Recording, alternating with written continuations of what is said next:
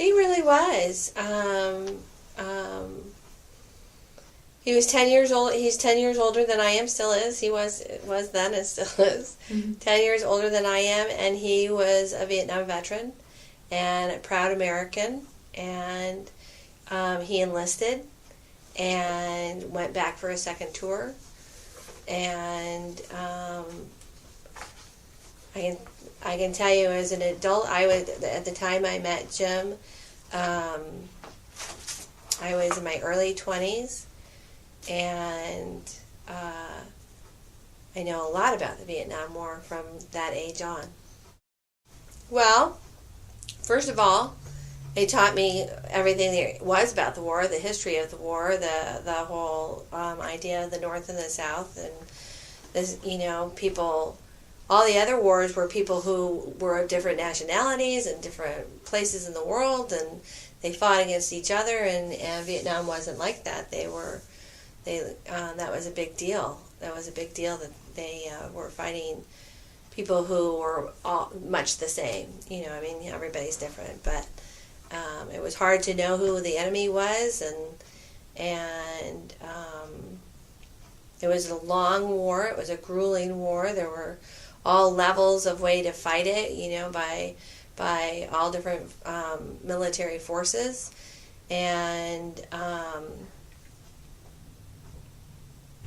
the war did not end just because the fighting was over and the boys were home. It just did not end, and I think today it still goes on for a lot of guys. And women too. They were one of the first wars that started having what would be the word? Memorials to the women who fought in war. And it was amazing. It was amazing. My father was the very first person who said thank you to Jim, and that was years and years, like let's see, 69, that was like 20 years after he had gotten home. And it was my father who was the very first person who said thank you to Jim. It was a big, big deal. And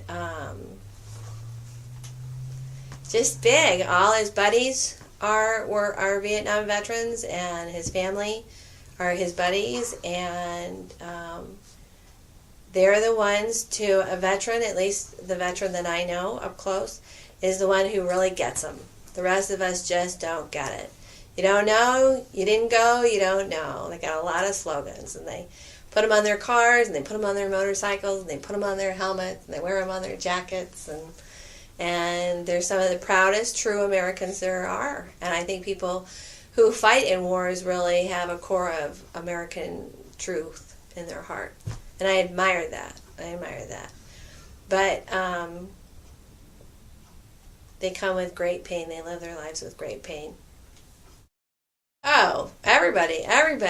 All of them. I don't think he knew one person that wasn't a part of the Vietnam War, unless they were somebody from work or somebody that, they stick together. They're a group. They're brothers. They're like a clan. And so, yes, all our friends were Vietnam veterans.